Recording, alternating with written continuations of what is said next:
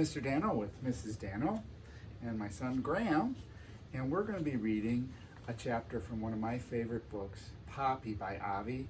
It's a great series, lots of action in it, great characters, and funny dialogue. So this is chapter 11, and it's called Erythazon dorsatum. In the obscure murk of the log's interior, Poppy crouched tensely. Slouching slowly out of the dark came a flat-faced beast with a blunt black snout and fierce grizzled whiskers. Its eyes were heavily lidded as though it had just awakened.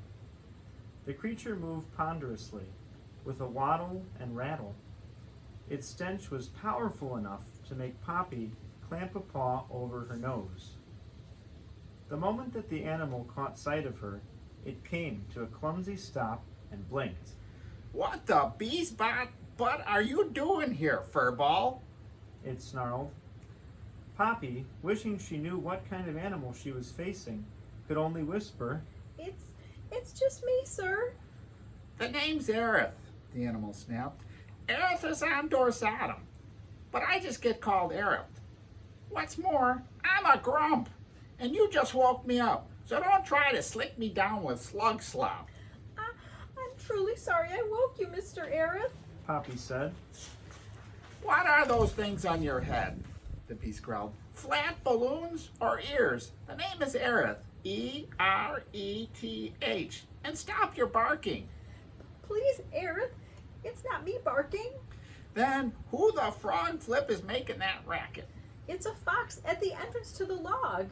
Some idiot friend of yours? Oh, no, sir, not my friend. Who the dung beetle bit are you anyways? You're so small I can hardly see you." I'm a deer mouse, a girl deer mouse. "I didn't ask you what you are. I don't give a bug's bathwater about that. I asked for your name." Poppy, "Poppy? What kind of idiotic name is that?" please, it's a family tradition. We're named after flowers and fruits. Erythazon dorsatum's my name, Latin name. But you kids don't learn Latin anymore, do you? I don't know what Latin is, sir. I mean, Aerith. The beast sniffed loudly. The whole forest is full of idiots, like that fox. During this conversation, the fox had continued to bark and whine, occasionally even digging furiously at the log entrance. "Pop, flop, snap," Aerith cried. "Or whatever your idiot name is, would you tell that fox to shut up?" It's Poppy, and if I tell him, I don't think he will. "Why not?" He wants to eat me. Poppy said faintly. "Eat you? Yes. Jerk," Aerith said scornfully. "But then all meat eaters are jerks. Ever notice that? I mean, did you ever meet a meat eater who wasn't loud and aggressive? Did you? Never mind. Just get out of here and leave me alone." I can't. Poppy cried. "Why in the bat bilge can't you?" I just told you. Poppy pleaded. If I go out, he'll eat me. "Look here, whatever your idiot name is, don't you have any guts?" Please, it's Poppy. "Oh, weasel wonk. I don't care what it is. All I'm saying is if a creature can't take care of himself, he has no business sneaking into my house, waking an old coot like me in the middle of the day, and asking for my help." I never asked you for your help. An exasperated Poppy replied. Can't you understand anything? That fox chased me. Do you think I like being in here? It stinks. Aerith blinked. "Oh, all right," he growled. "I suppose I better talk some sense into that meat mauler. Just get out of my way," he snarled as he began to waddle forward.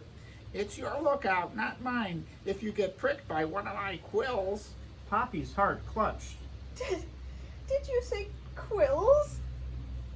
"Of course I said quills, fuzzball." Yes, but "But what?" Poppy was dizzy with fear. Her knees shook. She found it hard to swallow. what are you? "Don't you have eyes?" Aerith screeched. "Or are those spots on your face buttons? I'm a porcupine." Porcupine? The word turned Poppy numb. She could hardly breathe. She could not think.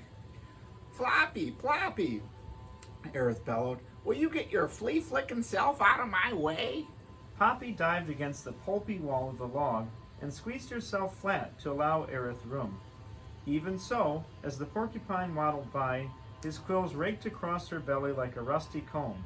Never, despite all she'd confronted, had Poppy been so terrified. Aerith, however, continued to make his ponderous way towards the log's entrance, where the fox was still barking and yelping. Poppy felt sure that once the fox was disposed of, the prickly monster would turn on her. First, he would shoot her with his quills. Next, he would stab her. Then, he would skewer her. Finally, he would chop her into tiny bits and eat her. For a moment, Poppy considered offering herself to the fox. If the choice was between being swallowed in one gulp or being tortured by this porcupine, surely death by fox would be preferable. Poppy stared into the darkness of the log. Perhaps there was an escape hole, but, frozen by the terror of her predicament, she could not move. Instead, her eyes turned towards the entrance, certain she was about to witness some ghastly carnage. Sure enough, when Aerith reached the log opening, Poppy heard him screech.